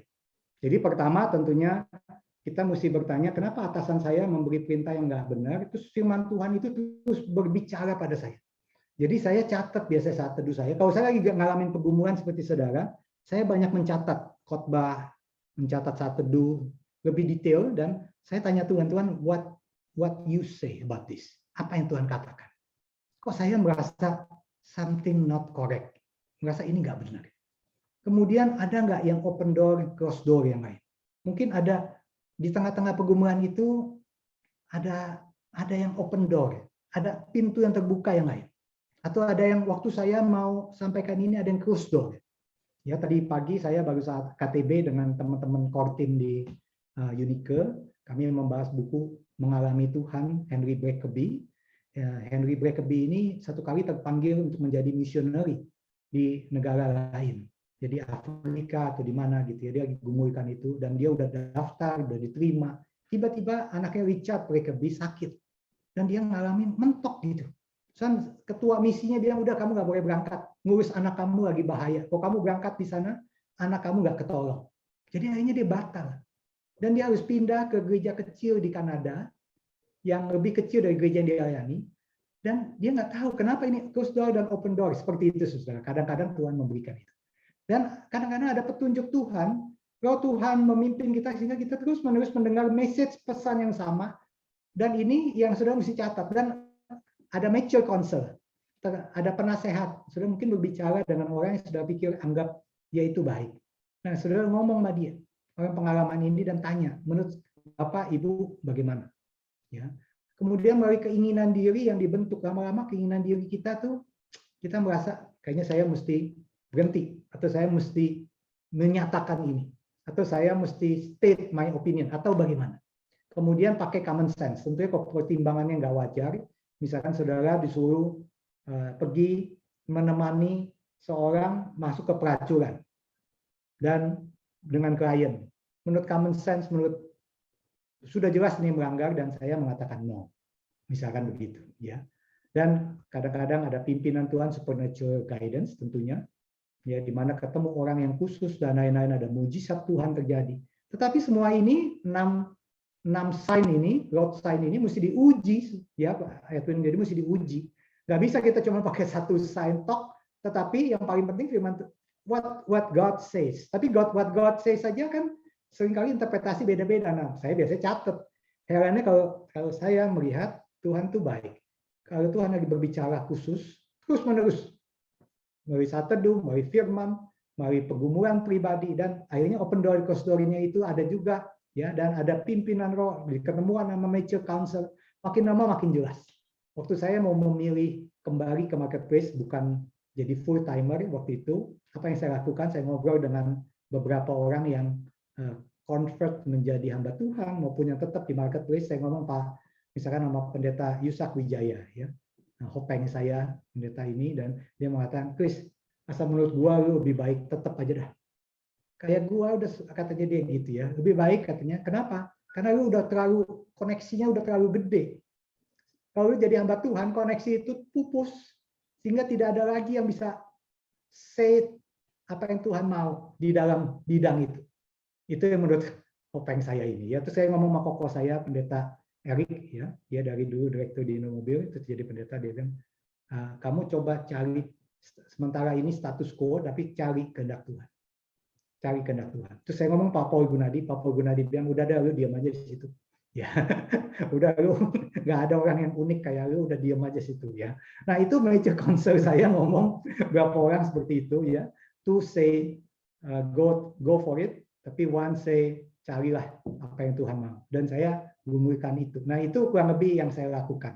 Jadi ada major council, ada cari firman Tuhan, terus lihat apa yang Tuhan bukakan. Ya kurang lebih begitu. Oke, berarti kita perlu melatih diri terus Pak ya, untuk bisa pekah dengan pimpinan Tuhan ya dalam hal ini. Nah, berhubungan dengan mungkin hal yang mirip Pak ya, ini ada yang bertanya juga, bagaimana kita ini bersikap Pak ketika dalam pekerjaan kita harus menghadapi dengan kebiasaan ada biaya, ada uang rokok, uang kopi dan sebagainya itu Pak. Mungkin bisa dijelaskan lebih lagi dalam mungkin hal yang praktis bagaimana kita dalam mungkin seperti tadi ya, kita bagaimana kita perlu bersikap sebagai seorang profesional Kristen. Ya, saudara, ini yang pertanyaan yang baik, ya, pertanyaan yang tidak mudah untuk dijawab, pertanyaan yang akan dijawab dengan jawaban yang berbeda-beda oleh setiap orang dengan background yang berbeda-beda. Tetapi yang saya melihat, Tuhan akan membicarakan, kalau kita pasang antena, mungkin sesuatu yang hari ini saya lakukan, saya merasa pilihan antara, tadi saya mengatakan di fasilitator, kadang-kadang di Indonesia itu susahnya pilihannya hitam atau abu-abu tua. Ya. Bukan hitam sama putih, kalau hitam sama putih, ya mungkin bisa jelas, tapi ini nggak ada pilihan. Ya, nggak ada pilihan. Kadang-kadang kita bertemu dengan oknum-oknum tertentu yang memakai kesempatan dalam kesempitan, memeras kita. Dan kalau kita nggak lakukan, ini yang akan kita hadapi. Nah itulah kita hadapi seperti itu, ya. Dan terkadang waktu kita menghadapi itu, what should we do? Menurut saya, ya lipatkan tangan, pakai lutut dan berdoa, ya. Dan sampaikan Tuhan, ini ada pilihan yang begitu sulit bagi saya. Dan seperti saya katakan tadi, kalau pilihan yang terlalu susah, biasanya saya nggak ambil keputusan langsung. Tapi saya akan take a break. Dan take a break, kemudian saya akan memutuskan sesuatu yang cukup sulit. Tetapi kalau masalah-masalah yang menurut saya nggak esensial, kecil, ya, misalkan, ya, saudara, misalkan saya mesti menanggung uang visit, ya, uang visit dalam arti kalau ada yang datang, saya mesti kasih uang semacam transportasi kos saya ganti, makanan saya sediakan, kemudian ada ongkos perjalanan dan lain-lain kalau dia mau ngukur, mau apa, bagi saya itulah biasa gitu ya, karena mereka memang nggak dapet, dan itu menjadi salah satu yang bukan, dia nggak akan mengaruhi posisi dia untuk memutuskan, dia yang untuk melakukan tugasnya dengan lebih cepat dan lain-lain. Terkadang di Indonesia kita harus melakukan itu, dan tetapi sekali lagi ini kita mesti gumulkan. Kalau Tuhan terus bentuk kita, memberi kita jalan keluar yang lain, kita lakukan. Satu kali saya alami, tadi saya cerita di fasilitator, saya alami misalkan saya berhadapan dengan satu perusahaan kecil, waktu itu saya direktur keuangannya, nah, perusahaan ini sangat kecil sebetulnya, tetapi bukunya ada 2 gitu ya. Terus saya bilang, God, I am not so comfortable, tetapi bagaimana nih? Terus saya pikir apa yang saya bisa lakukan ya. Nah, saya take a break, terus kemudian saya pelajari sistemnya. Kemudian saya presentasikan kepada bos saya, ownernya, ini kita mesti lakukan sebenarnya menuju ke sini. Nah, menuju ke sini kita mesti ubah sistem, karena di bawah nih banyak yang main. Karena kita mainin buku, jadi di bawah pada main-main semuanya. Jadi mereka belajar dari kita. Jadi bagaimana? Nah, bagaimana kita memperbaiki sistem otorisasi, pembukuan, di bawah cara laporan, semuanya lebih transparan. Nah, terus tadi oke, why not? Nah, kita perbaikin di bawah. Terus sudah sampai di bawah, sampai ke atas, sekarang kita mesti memperbaiki ke atas. Ya, kita mesti memperbaiki ke atas, dan itu takes time. Mungkin 2 tahun, mungkin 3 tahun. Jadi selama itu ya saya harus melakukan di dalam keberdosaan. Karena belum bisa gitu ya. Jadi belum bisa benar. Nah, ini yang menurut saya kadang-kadang kita harus alami itu. Sebentar ya, baterai saya udah habis. Sementara Pak Christian membereskan baterai, mungkin saya menjawab pertanyaan yang ibu-ibu itu. Bagaimana, Edwin?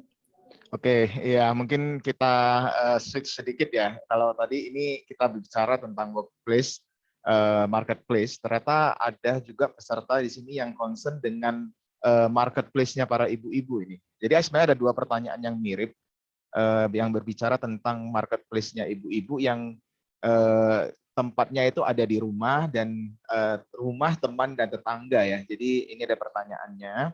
Kalau dari contoh yang tadi kebanyakan orang-orang di tempat kerja sebenarnya, tapi prinsip yang sama bisa kita terapkan juga bagi para wanita atau ibu rumah tangga kan ya. Apakah ada input-input tambahan yang khusus bisa diberikan bagi ibu-ibu rumah tangga? Jadi mungkin di sini juga saya tambahkan juga dengan ada satu pertanyaan lagi dari rekan yang lain juga berbicara tentang mungkin kayak extra income ya buat ibu-ibu rumah tangga seperti itu. Mungkin Bu Anu bisa membantu menjawab pertanyaan ini. Oke, 2 hal mungkin ya, bagaimana dengan ibu rumah tangga tetap bisa bermisi di dalam kehidupannya sebagai ibu yang lingkungannya sangat terbatas. Saudara, itu sebenarnya yang menyebabkan saya memulai Yayasan Unike ya. Jadi ketika saya punya anak, kemudian saya melihat ada 2 macam ibu-ibu kan ya. Ada ibu-ibu yang terjun di dalam dunia karir, ada ibu-ibu yang ada di rumah saja. Dan kebetulan saya termasuk ibu-ibu yang di rumah saja. Dan salah satu pergumulan yang dihadapi oleh ibu-ibu yang di rumah saja, ibu rumah tangga, adalah karena kita vocabulary-nya jadi sangat terbatas ya. Kita cuma ngomong sama anak, sama mbak gitu ya. Paling sama teman pun terbatas gitu ya. Kadang-kadang susah ketemu dengan teman lagi. Sekarang sih beda ya, banyak WA dan sebagainya, mungkin masih bisa reuni dan sebagainya, tetapi pada waktu itu sulit. Jadi yang saya lakukan adalah justru memulai pelayanan untuk ibu-ibu ini.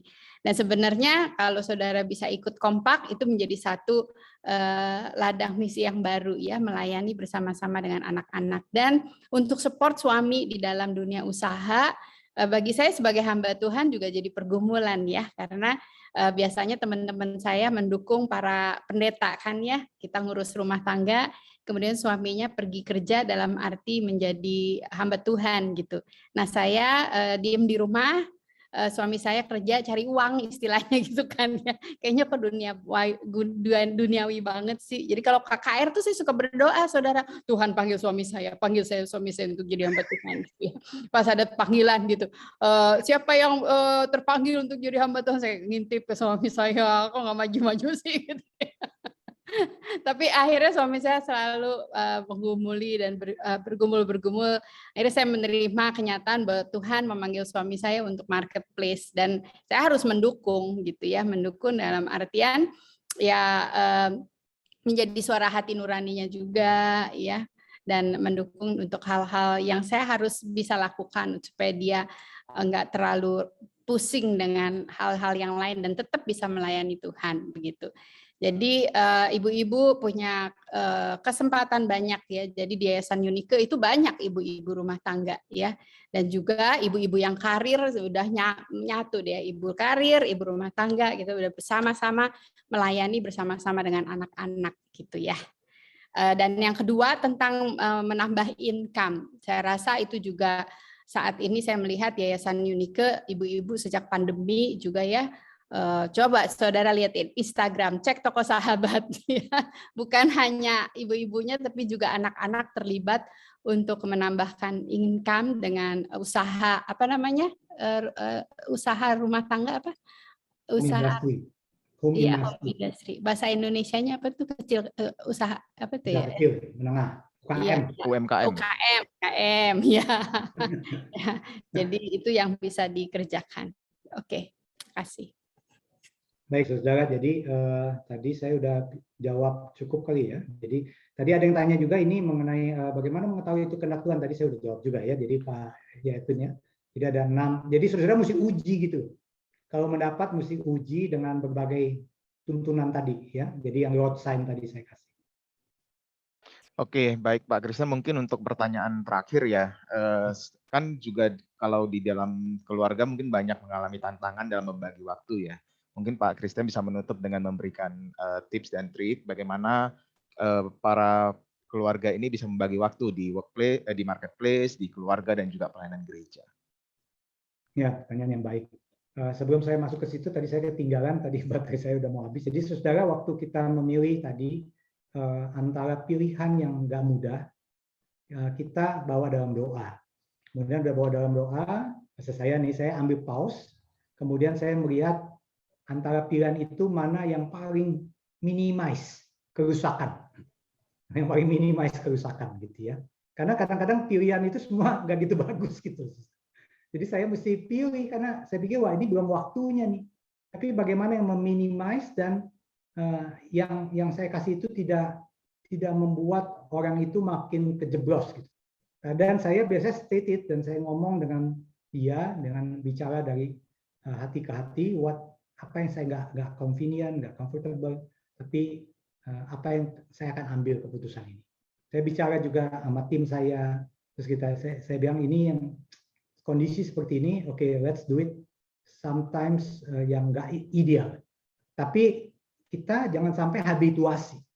Tadi makanya saya bilang jangan sampai kita sudah berenang di situ, bahkan kita mikirin sistemnya, gimana supaya lebih baik nih. Akhirnya kita udah terbiasa. Nah, jangan sampai kita menjadi pengusaha profesional yang makin merusak sistem. Ya, tetapi kita mesti menjadi seorang yang saya tidak sempurna, tapi saya lagi berlari menuju panggilan surgawi. Itu yang jawaban saya komplitnya ya, supaya saudara jangan salah tafsir. Terus yang pertanyaan tadi yang terakhir ya, karena waktu saudara, work-life balance. Jadi saya melihat ini penting sekali bagi para profesional. Kalau saya menjaganya, saya berkomitmen kerjaan di kantor. Pas sampai rumah dan itu saya. Mungkin sebagian saudara susah. Tapi bagi saya, kalau saya nggak begitu, waduh bahaya sekali ya. Tetapi memang kadang-kadang saya nggak bisa 100% lah. Kadang-kadang saya mesti time out yang memang istri saya. Nanti hari Sabtu, hari Minggu, saya mesti ketemuin orang.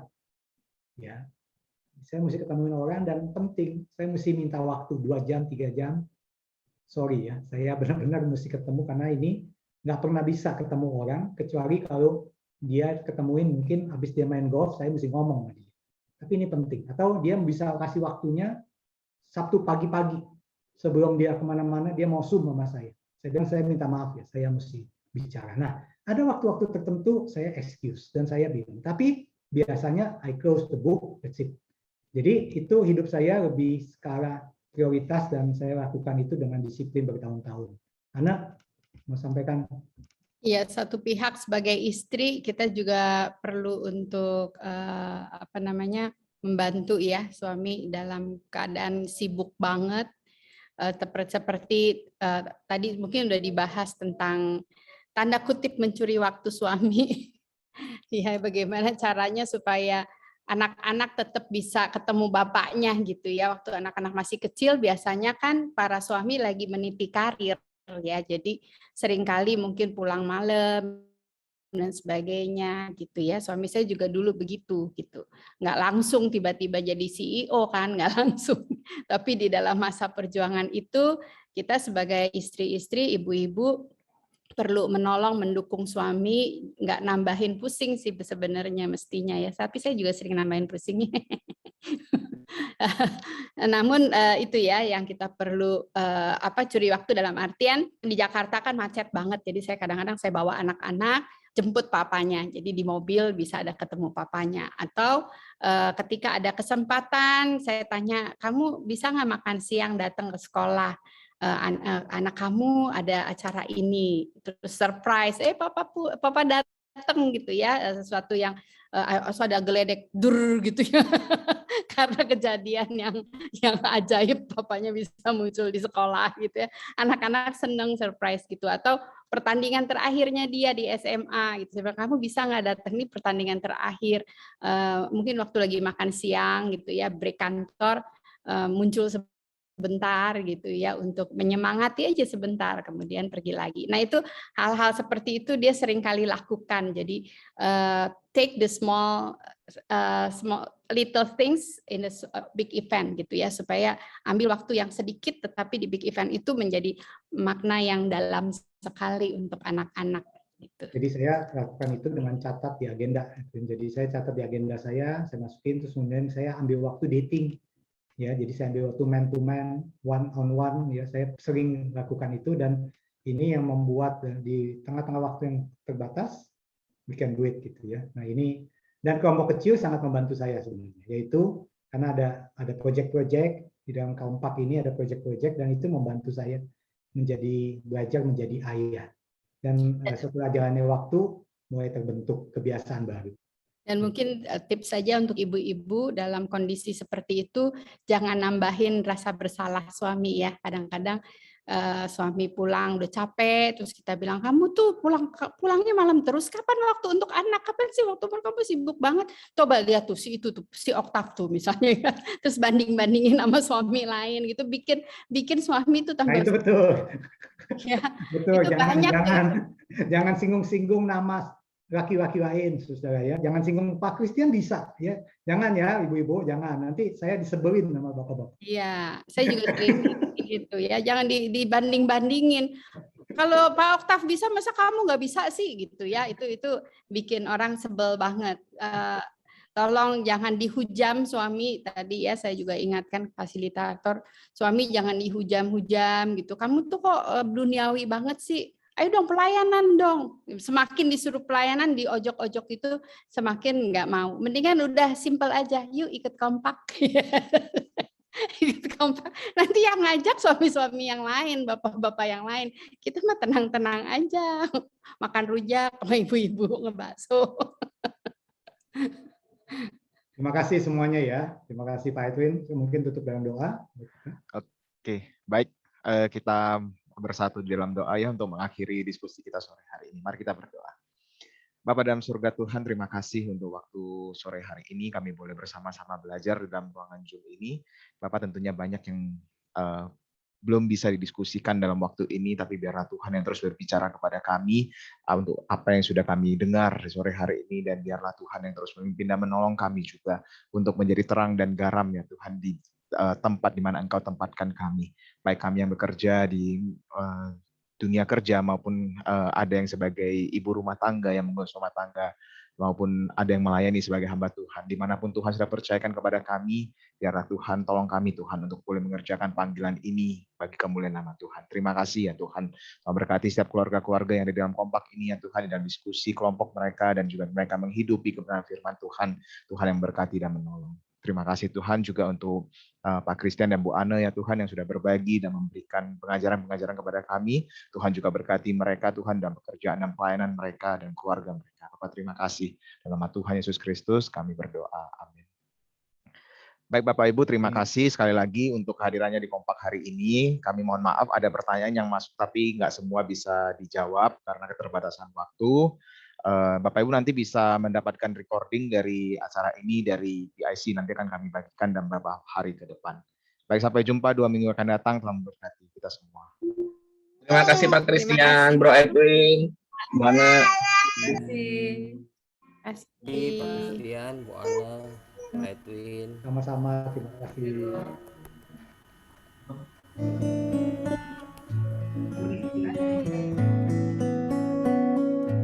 Yo, Pak Lukman. Thank you, Bu Anda, Pak Christian. Salam buat Pak Yusdar. Oh, Thank you. Suka PA kalau lagi di Monrovia. Oh iya. Ini Suka Jakarta PA kan? bareng. Lagi di Jakarta kan? Sekarang saya di Jakarta, Pak Yusdar di LA kan? Iya. Ya udah lagi baru